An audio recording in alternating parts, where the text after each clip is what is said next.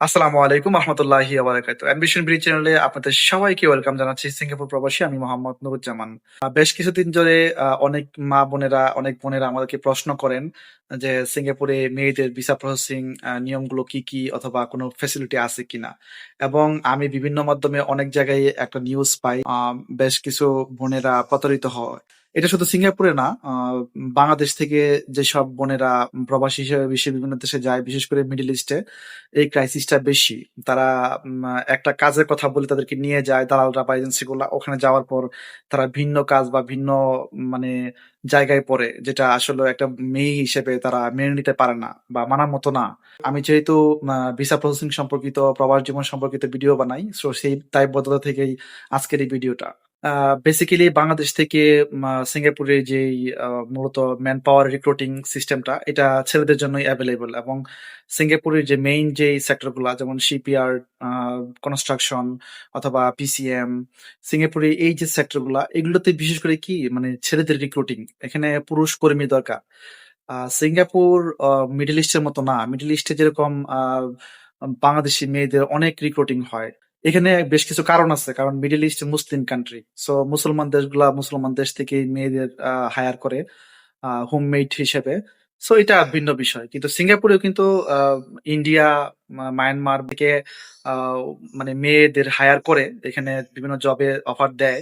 কিন্তু বাংলাদেশিদের জন্য মানে সেই সুযোগটা খুবই কম। প্রথম উল্লেখযোগ্য কারণটা হচ্ছে লেখাপড়া এবং জ্ঞানের অভাব।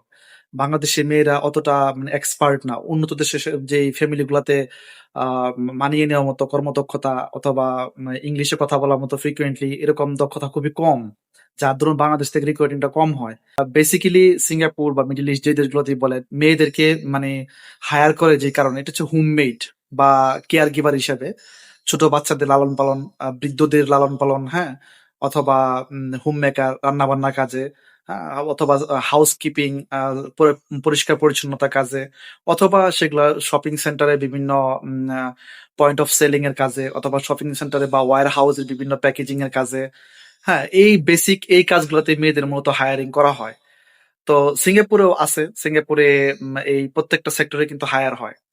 কিন্তু সিঙ্গাপুরে দেখেন বাংলাদেশি মেয়েদের স্পেশালি হোমমেড মানে যারা মানে গৃহকর্মী হিসেবে কাজ করবে, অথবা রান্না বান্না কাজে, অথবা ছোট বাচ্চাদের লালন পালন কাজে, অথবা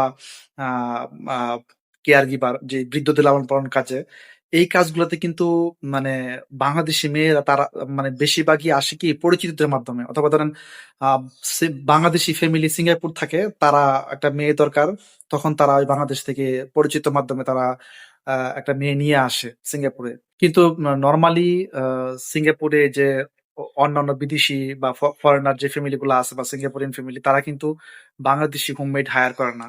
ওই যে কারণ একটাই, এখানে ভাষাগত দক্ষতা এবং আহ, এই বিভিন্ন দক্ষতার অভাব। দেখেন সিঙ্গাপুরে কিন্তু এমনি হায়ার যে পজিশন গুলো, ডাক্তার, ইঞ্জিনিয়ার বা আরো যে আইটি সেক্টরে মেয়েদের কিন্তু নিয়োগ আছে। আজকের ভিডিওটা তো ওইগুলো নিয়ে না। আমার মূলত কথাবার্তা হচ্ছে যে শ্রমিক লেভেলে যারা আসতে চাচ্ছেন তাদের। সো এই সেক্টরে সিঙ্গাপুরে ফেসিলিটি খুব কম। এখন হতাশ হওয়ার কিছু নাই। যারা আসতে চান, স্বপ্ন দেখেন বা আসতে পারবেন, সেটা হচ্ছে পরিচিত মাধ্যমে। ঠিক আছে, যারা আপনার যদি এরকম সিঙ্গাপুরে পরিচিত কেউ থাকে, তাদের যদি লিঙ্ক থাকে যে বাংলাদেশি ফ্যামিলি একটা মেয়ে দরকার, তখন আসতে পারবেন। অথবা সিঙ্গাপুরে কেয়ার গিভার যারা বিদ্যুতের সেবা করার জন্য, হ্যাঁ, এরকম আপনারা যদি খুঁজে বের করতে পারবেন আসতে পারবেন। কিন্তু সিঙ্গাপুরে অ্যাভেলেবল ইন্দোনেশিয়ান, হ্যাঁ, থাইল্যান্ড, ভিয়েতনাম, ফিলিপিন্স, এগুলো অনেক বেশি অ্যাভেলেবল। আরেকটা বিষয় হচ্ছে যে অনেকে প্রশ্ন করেন যে শপিং সেন্টারে পস, পয়েন্ট অফ সেলিং অথবা প্যাকেজিং এর কাজ, অথবা এই ধরনের কাজে, অথবা রান্না বান্নার কাজে, হ্যাঁ, এইসব কাজেও কিন্তু আসা যায়। আসা জানা যায় তা না। কিন্তু ওই যে ঘুরে ফিরে একটাই যে পরিচিত মাধ্যম। বাংলাদেশ থেকে আমার মা বোনেরা বিদেশে যে অনেক প্রতারণার শিকার হয়। সিঙ্গাপুরেও কিন্তু আমি এরকম কিছু প্রতারণা গল্প শুনছি যে তাদেরকে একটা বলে নিয়ে এসে কিন্তু এখানে ভিন্ন পথে তাদেরকে দিয়ে দিছে। সো অনেকেই ফিরে যাওয়ার কোনো পথ থাকে না, বুঝছেন?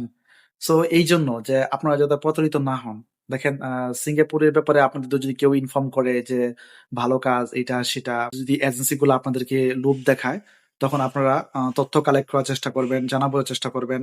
Singapore ministry of man power ওয়েবসাইটে গিয়ে দেখার চেষ্টা করবেন, বা আমাদের মতো যারা ইউটিউবে টুকটাক কথাবার্তা বলি তাদেরকে প্রশ্ন করবেন। মানে কোনো একটা কাজ করার আগেই আপনারা জেনে বুঝে তারপর করার চেষ্টা করবেন।